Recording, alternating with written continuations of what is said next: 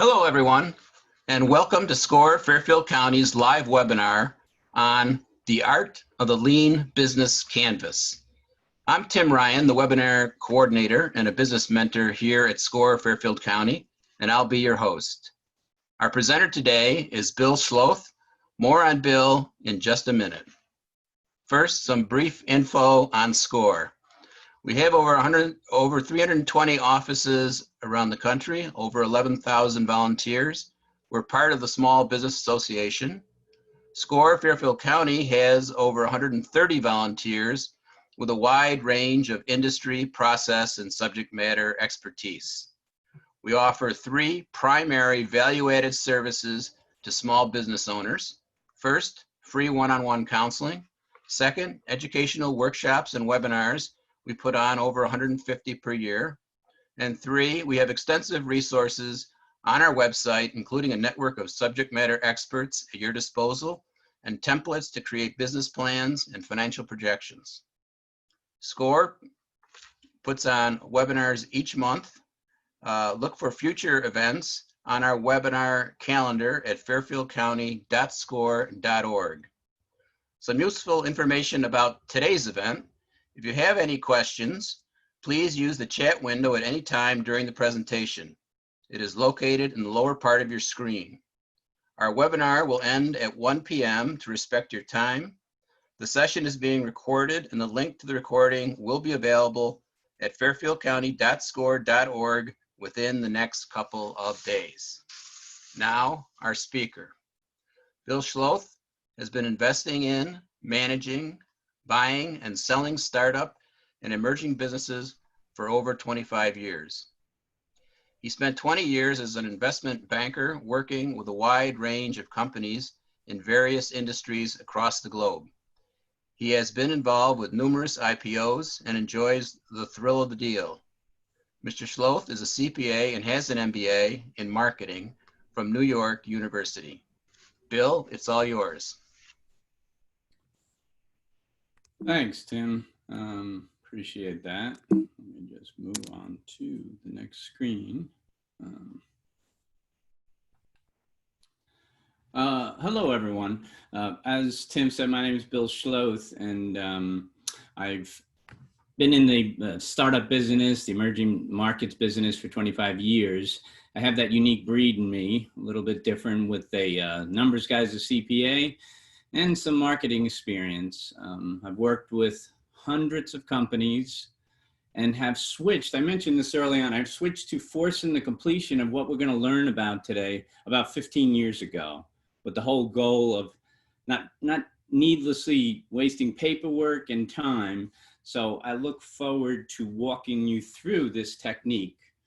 You'll hear me mention this throughout it, but it's the audience. So what I'm going to first do is see who's out there and some of your needs.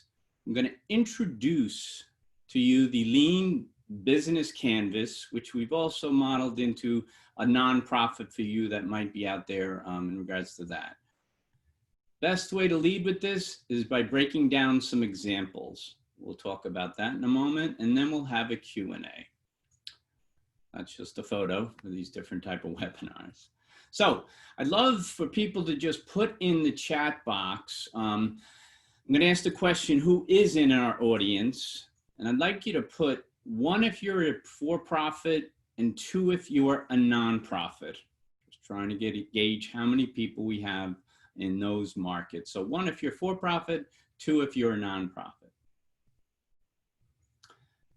The second question I'm just going to want to again get a feel for is, what stage of growth is your organization idea at? And we break it into 3. You're at that early stage of validating an idea or a nonprofit with a mission. Just started, say about less than a year old. And then an existing business. I again would appreciate you putting 1 more note in the chat box, whether you're type 1, 2, or 3. Maybe I can mold a little bit of the presentation for the audience. So thank you. Great. So let me get started.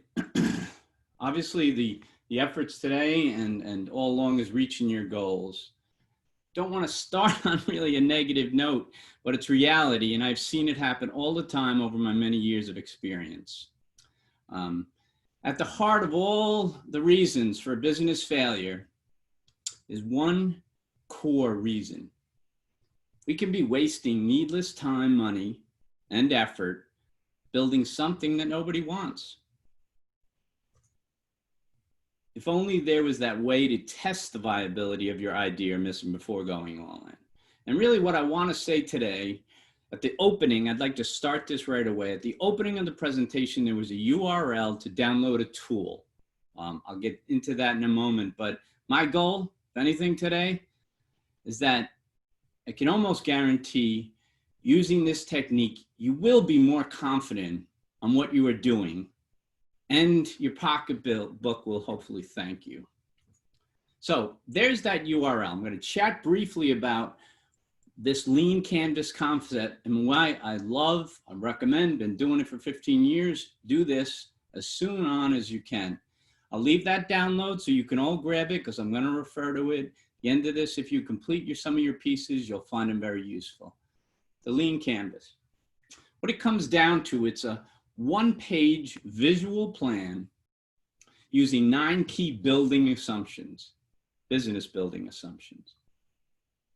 So what we're all trying to do on the for-profit side is to turn a need, a market problem, into a profitable venture. That's the basics behind where we're going to go with this one-page business plan.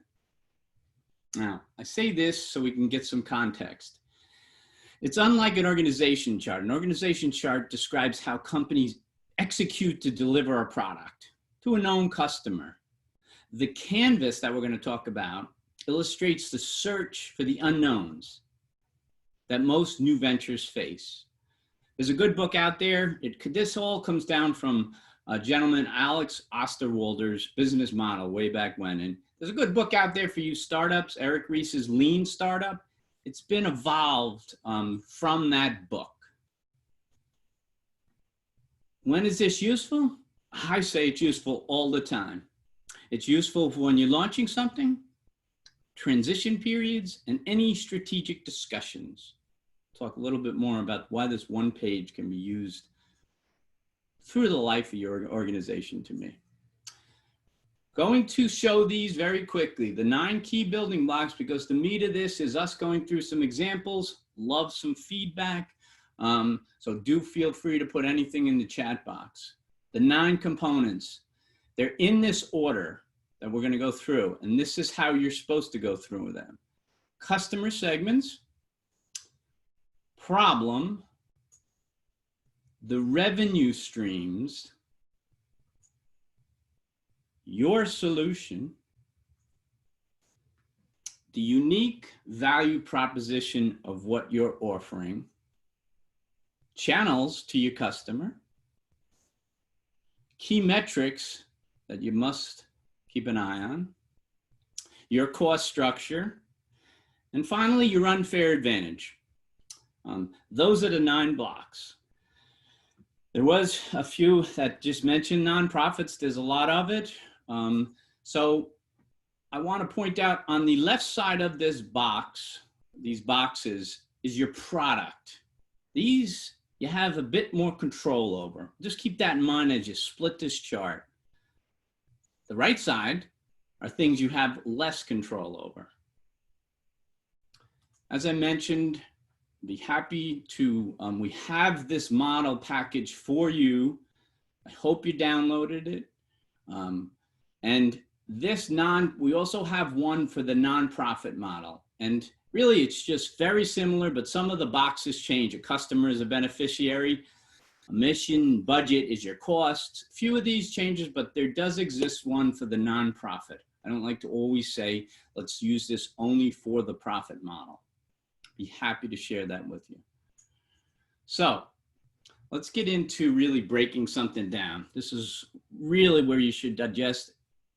I'm going to once more stress, love you to take some notes in that document. Everything you'll hear here is mostly coming directly from that document.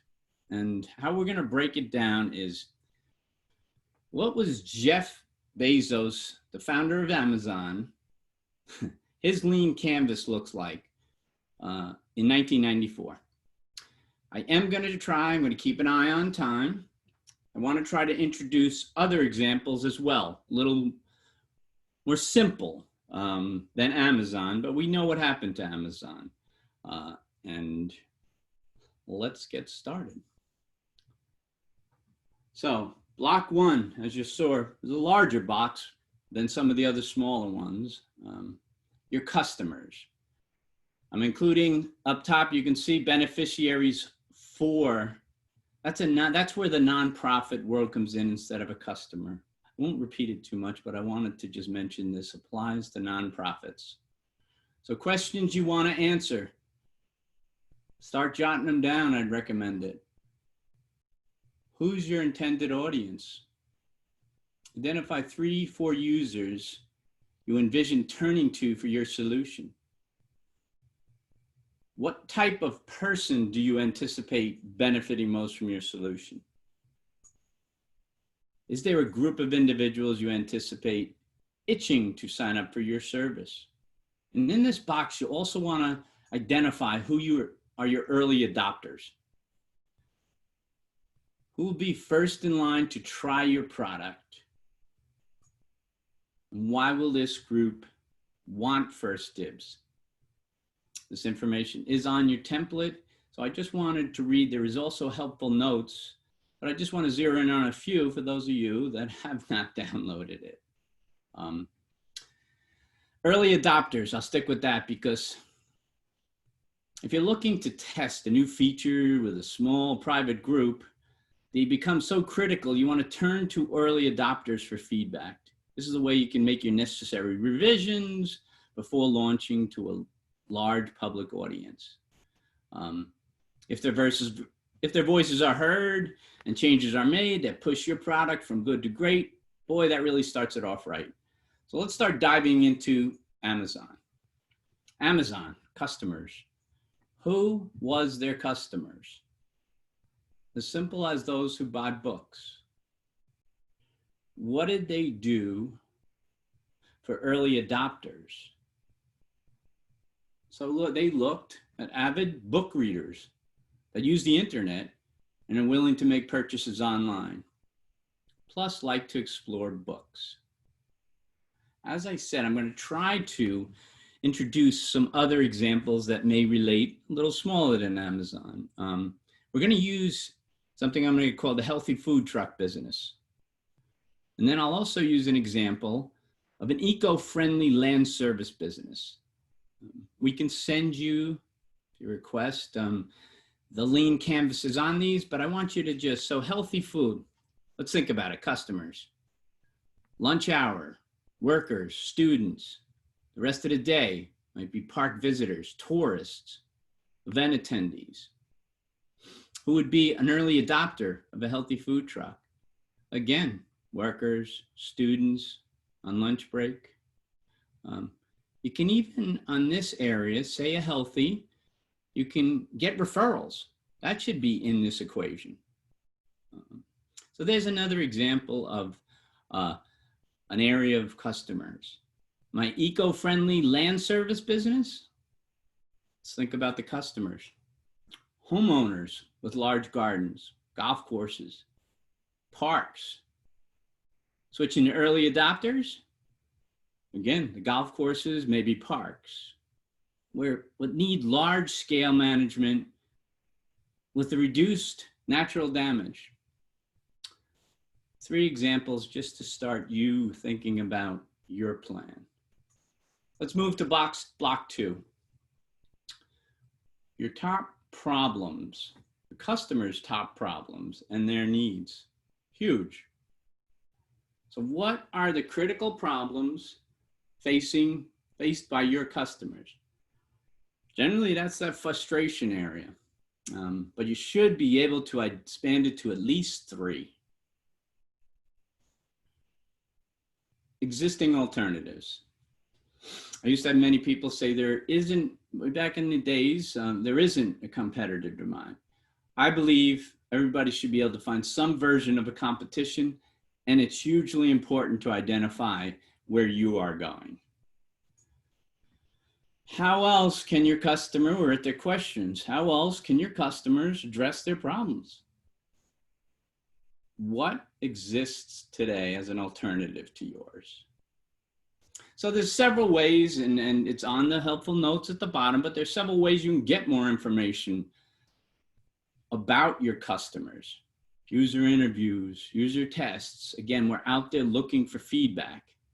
If certain issues are raised often, boy, that's great. You start prioritizing your solutions. Now, getting people to interact privately, it goes back to the early adopters. With your plan, your product is going to deliver you a bunch more pain for the future, in that you can move your business plan in the right direction. So you are, in general, up against other people, other companies trying to do same thing, turn a need into a profit. They're out there, so go look for them, whether it's social media, whether it's internet search. Block 2, switching back to Amazon. So what problem did they see? We're all used to it. Bookstores, they're expensive places. We all saw it more, unfortunately, but bookstores have limited inventory. If you think hard about this, there is some simplicity to where you can take whatever's in your head and bring it down to some fewer words than a complete business plan is where we are going with all this. It's hard to find books and get recommendations at bookstores. Huge, because you walk into a bookstore, you want to go, usually you had to go to a certain person. Great problem identification, but existing alternatives. There are bookstores. There are catalogs that were out there. I mentioned before, let's try to relate a little smaller than Amazon. So our healthy food truck. Let's think about the problems there. Finding healthy dining options more conveniently. No restaurants within walking distance from, say, a dense business district. Often tough to find healthy food options. And the alternatives, again, is maybe a little, there can be food trucks, whether I say traditional barbecue or prepackaged salads, cold cut sandwiches. Hope you're getting the flow. It's sitting here with our eco land business. What are their problems? Trouble finding eco-friendly land care solutions. There's more of them today, I know, but still, this is an example of what I want you to do, is start thinking about what problems you can solve. Versatile size of a project. Now, alternatives, large agricultural and gardening companies offer part solutions. Block 3. The revenue stream. Questions to answer. Is the lifeblood of your business? Donations are the lifeblood of a nonprofit. What sources of income keep your business churning? Amazon. Clearly, book sales was one of the revenue streams. And then when they first came out, very powerful. Shipping was a big revenue generator for them. But I want to do some looking down to some of the notes on the bottom of the page. Again, I'm reading from the bottom of that page, helpful notes. It's important at this stage to identify how you're going to price things and be sure to avoid overcomplicating your pricing model. I've included some examples on that form about what revenue types, asset sales, that's a product, usage of your product, subscription fees, delivery installation. These are all things. Think about all the channels that you may be able to drive some revenue to your company.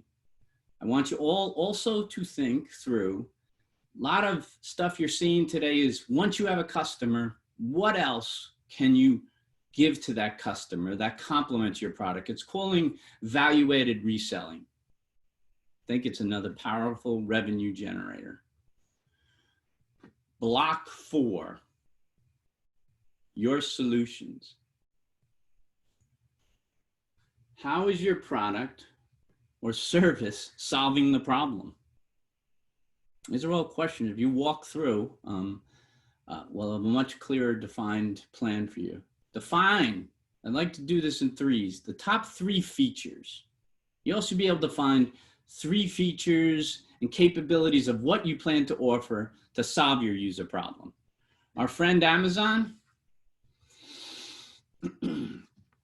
Solution, website that sells all books available. Web-based customer reviews.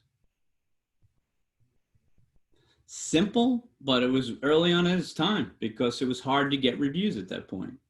Shipping direct from distributor. We all know they're a monster in fulfillment now. And I even see them as an opportunity for you when you're starting your businesses, when you're even trying to cut costs.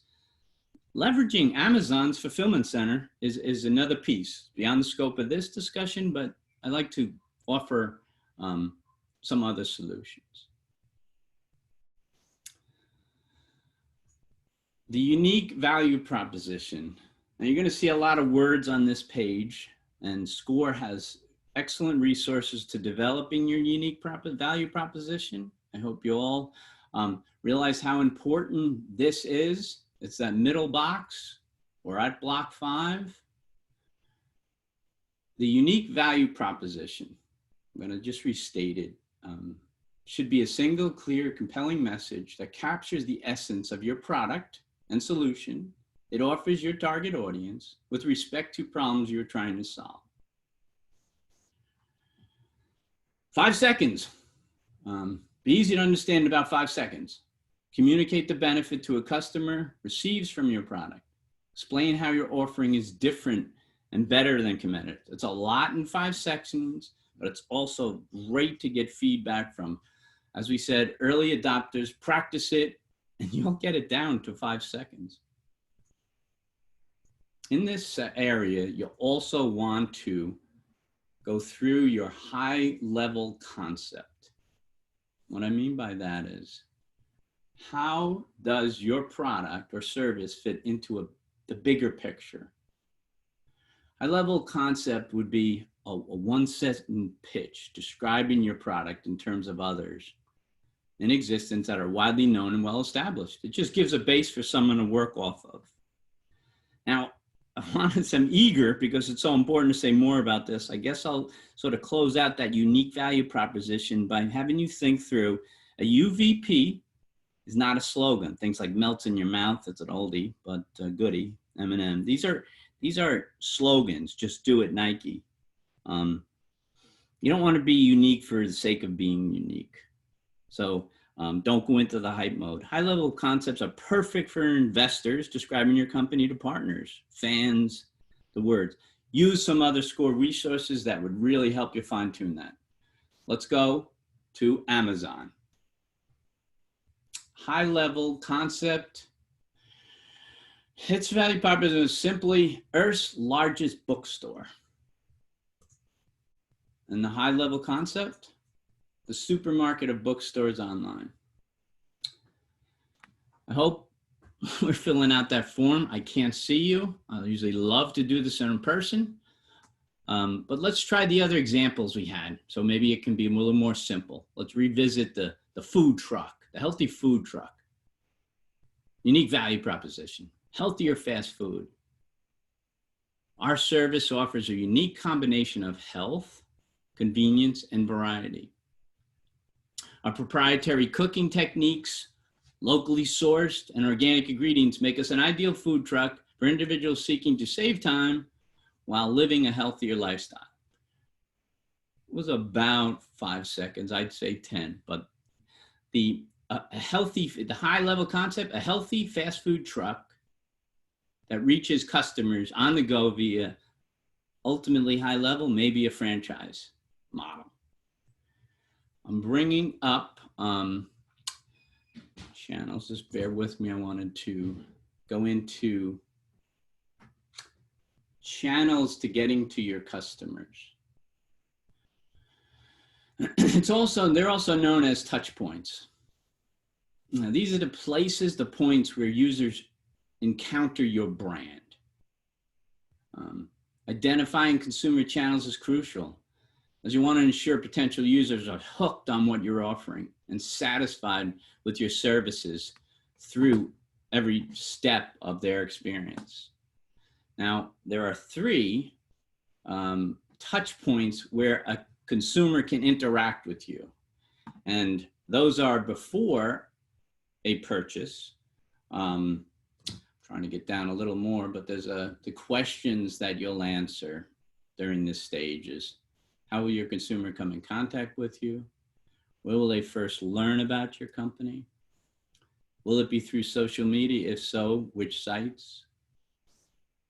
Will it be through advertising?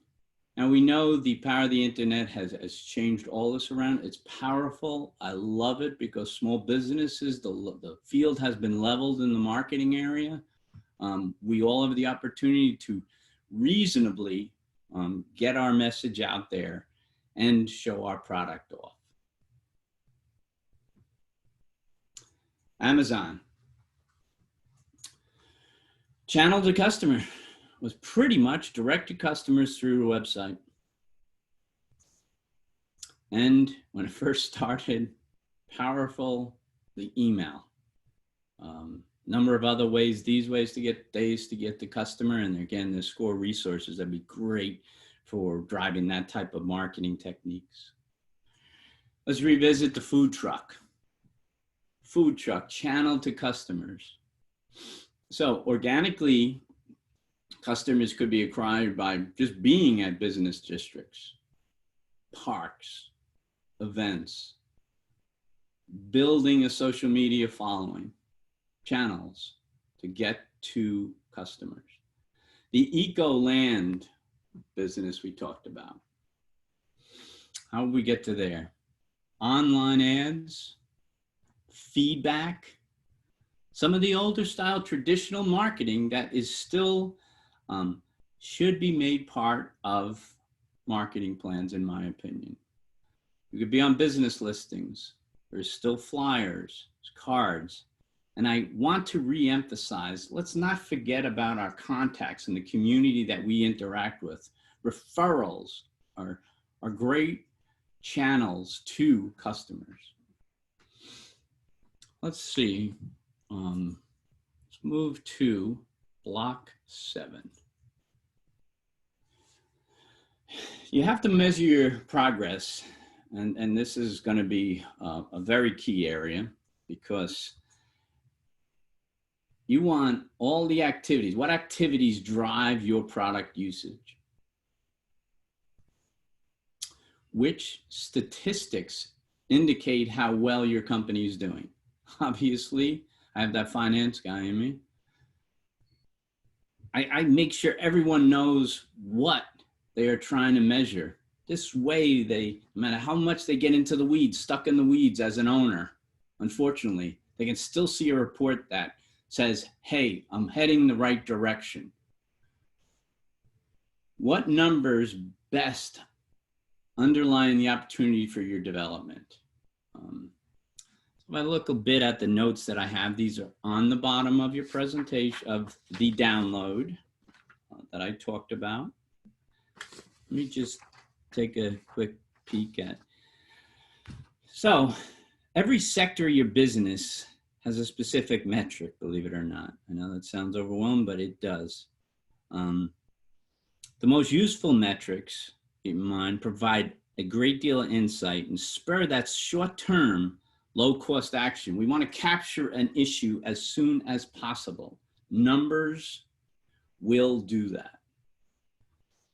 Amazon, what were they measuring?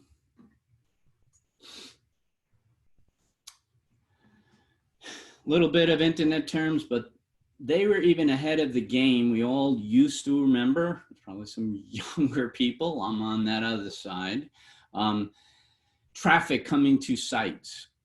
Well, one thing they cut early on is the fact that traffic was great, but unless that traffic's doing something, you forget about that point, they're disappearing. And it's unfortunate how much is lost because there is an opportunity to convert and maybe something isn't exactly right of how you're hitting them. It's usually a website, I understand. You only have limited budgets, but it's an important ratio, not just that people are visiting, they got to do something. Average sales price of their transactions was a very important item for them. Again, they were ahead of their time. I'm hoping some of us on this call are, but it's great metrics that they were tracking. Let's go revisit our food truck for a moment business. What could be some metrics? So, how fast can we prepare the healthier food? Lower calories, definitely a metric. Can we be competitive with fast food, other fast food, not as healthy menus? And then you'll develop through metrics, what we talked about before, it identifies those you're gonna have popular menu items if you track what's happening, what people are eating. Over to our eco land service business. What would be a metric there? We need to keep our customers. So retention of customers is a very important metric in that type of business. You need to track the customers coming back. Did you offer them more? I want to share with you today, the cost to retain a new customer is 5 times that of working with your existing customers or known contacts. And the profit related to those differences, because you have to chase new customers, is 50 to 75% on average greater than acquiring that one customer. We all have to start somewhere. I understand that. So I just bring up the importance. A lot of people forget about that, what contacts you have, down to community contacts, to gather feedback, but also work with buying your product. They did another metric of total sales to visitor ratio. Now I'm getting into that stuff that a finance guy loves, so I'll move on, but it was a good ratio. Cost structure. What will it cost to launch? We're going to get to that point. It's extremely important to get details, but this exercise is getting us to put something on one page, have some notes, but still, what will it cost to launch and maintain your business? This cost structure on the nonprofit side would be the budget. How much will you need? Consider each stage of your startup or next stage initiatives. Sometimes I take these in 90-day increments. 90 days is a long time, especially when you're getting started. Don't try to overdo it. Don't try to plan out your whole year. Get frustrated. Take it in pieces. For example, thinking of a cost structure. What does it cost to create, develop, and launch solutions promised in your value proposition? What is the cost to identify target customers? Now we're in that marketing area. Connect with users. Keep them informed. I want to just talk about some of the cost. I'm just having trouble getting down to my costs. But these are in the marketing area down on the bottom. The other ones, I'll move to this slide, which is sort of helpful. What was Amazon? Cost structure. They needed to pay for developers and website operations. They needed customer service staff and center. Should have ran a Grammarly on that one point. Logistics and fulfillment costs. Those are the cost structure they were dealing with. I'd like to move to our food truck just so we can break almost down. You want to say, what do I need to run at in terms of profitability to make sure there's cash flow coming to the business? May not be right away. You have to plan that runway. That's a cash flow analysis, another SCORE resource you can grab. So let's say the food truck was running at a 20% profitability. Breaking that down, you could probably look at it and say, okay, 35% maintenance, gas salaries, 50% ingredients, silverware, food, 15% marketing. That marketing is going to come in. Can I generalize and say 15% should be allocated to build your customer base and your brand? We got to make sure we include some. People underestimate that. They go out and buy inventory. Seen it happen a lot, and they use up that margin. The eco land business, very similar. Say we were operating at 25%. You break down the variable costs. What's variable cost? Overhead cost is your fixed side. Project costs, and again, marketing. Amazon side, they also had the books, which was a variable cost, but it's clear cost of buying the books. So the basic math of business success, I just want to put it out there. It's as simple as taking your revenue block 3, comparing that to your costs of block 8. In the end, we want to have a detailed, even starter Excel spreadsheet, but something that makes sure we look at that. Do not be discouraged when that number, and almost expected, that does not happen at the earlier stages of your business. But plan for it, okay? Plan for making sure you're going to have enough money to keep yourself going during this period early on. And those two, simple equation would equal success. So what is an unfair advantage? We're at block 9. And the questions you want to ask yourself at this stage. Most people think it's a competitive advantage. It's a version of that, but I want to call it an unfair advantage because questions to answer in this area: what makes you stand out? What puts you ahead of your competition? What are some assets that you possess that can't, this is an important one, can't easily be copied? Those are the 3 key questions that you want to address. So what was Amazon? Block 9.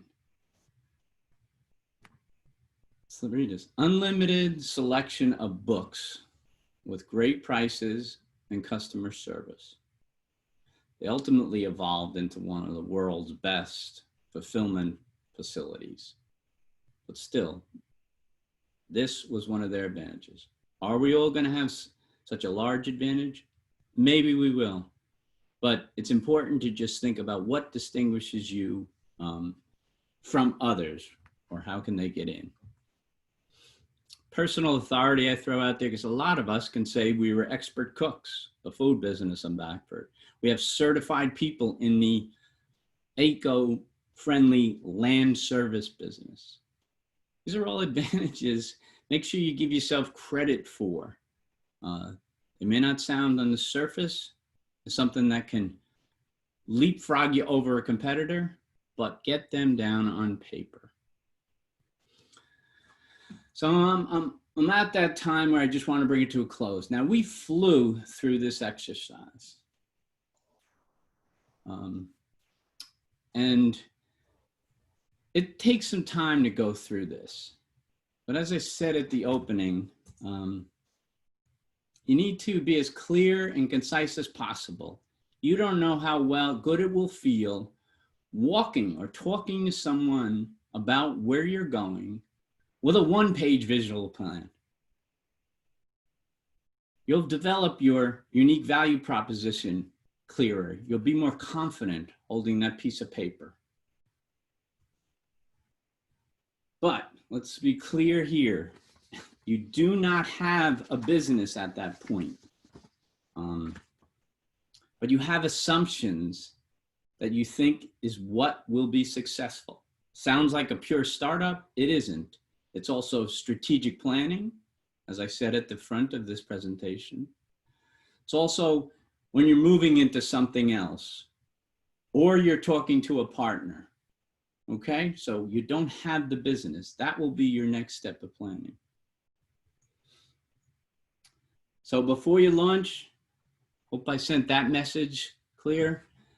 Worst thing we can do is completely sit isolated and develop, put all these notes on paper. Get out there to an audience. There's so many people that are happy to give input. Get out, check the local market, but you want to validate and test your assumptions before you go all in.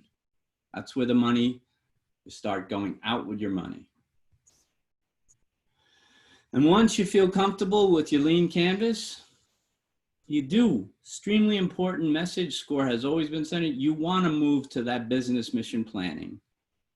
And I'd really love to see, I've seen what I'm doing in this presentation, I hope delivers a message about how simple it can be to think through your process so that we avoid spending some costs that are very valuable to us.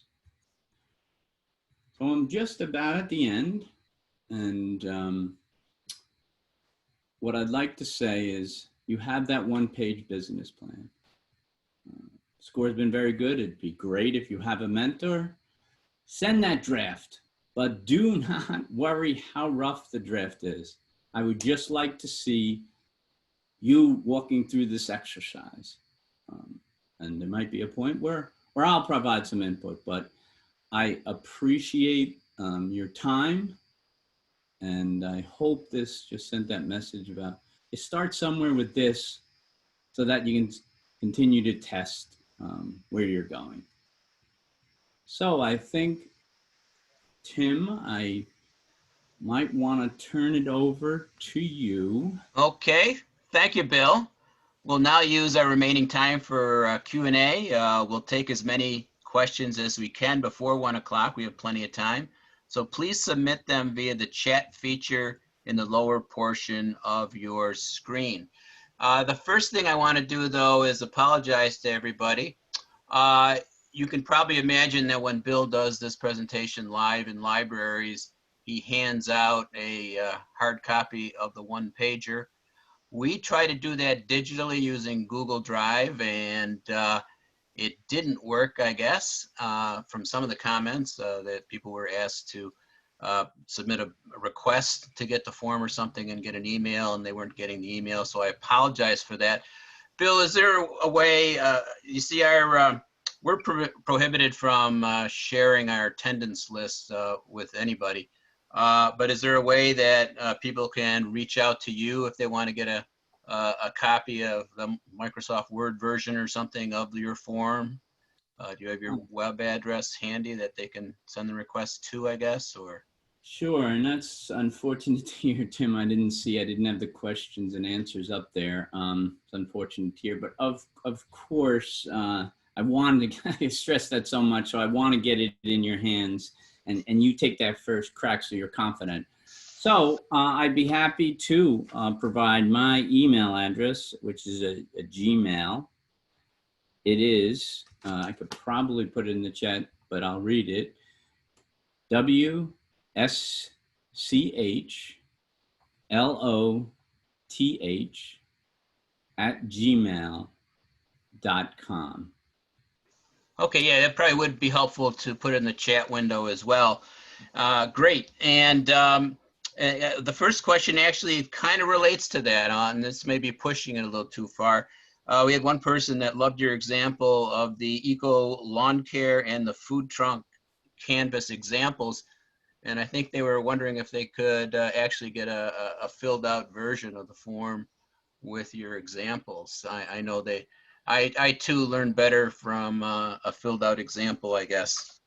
I'm glad to hear does that even exist, Bill?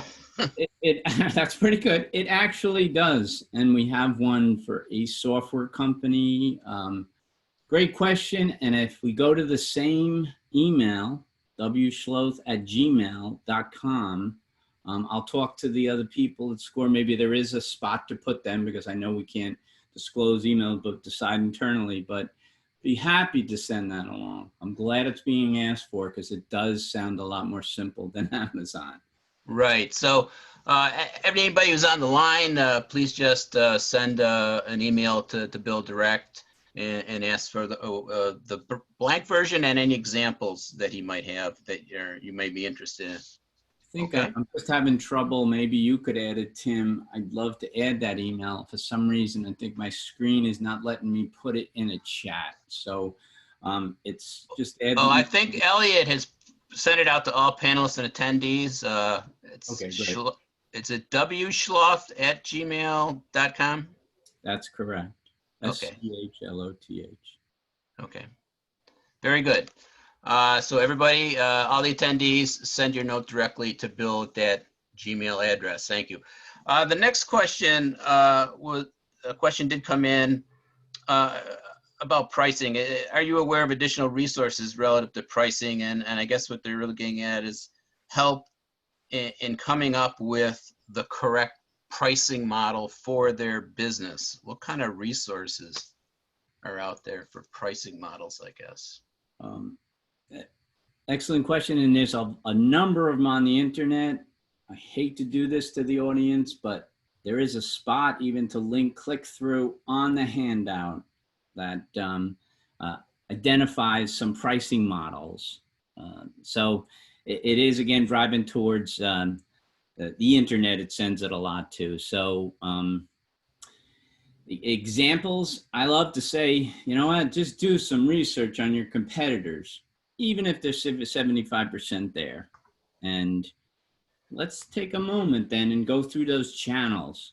Just the more channels you have, but you have to be realistic about them.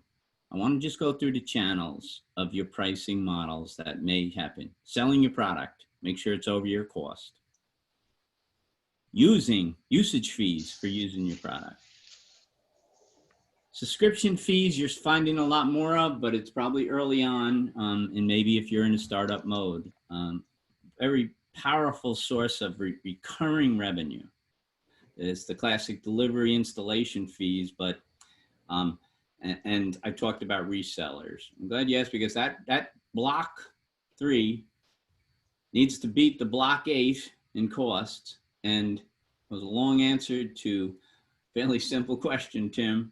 But there is a click through, and you can go on the internet and Google identified pricing models. Okay, very good. The next question was from someone who wanted to know, lean canvas, I guess, versus a full business plan. Are they mutually exclusive? When do you use one versus the other, etc.? Gotcha. So, as it said, it was almost, I did it with the not being an organization chart. They are, I'm going to say, mutually exclusive, because the sooner you can do it, if you have a business plan, great, it'll be supported. The sooner we do this, it's sort of, as mentioned, what's happening with this canvas, different than almost when we put together a full business plan. You know, it's taking, let me just get this for you. It's taking, before you execute on something, it's testing is the main message. Knowing your audience. A business plan obviously has all the sections, but this has 9 points that at the end of this, we'll have material that says, hey, I have this assumption, I've thought through it. You would evolve right into your business plan. But before you did that business plan, you might have some really good learning to pivot your business plan. So they are exclusive, in my opinion, and this is a great start to your business plan. Great. Mine is versus the other canvas model. I think that's all the questions that we have. As a reminder, a recording of this webinar and the materials are available within a couple of days on the fairfieldcounty.score.org website. Please check our website for more information on upcoming webinars. Again, SCORE offers free individual counseling, so please use the link on the screen or visit our website and click Request a Mentor. We are available for sessions via phone, email, or video. Zoom link is being used quite a bit. Also, please fill out your evaluations that have been sent at the end of the webinar. On behalf of SCORE, I'd like to thank you all for attending today's SCORE live webinar. In closing today, a big thank you to Bill for presenting today. Have a nice rest of your day, everybody. Bye.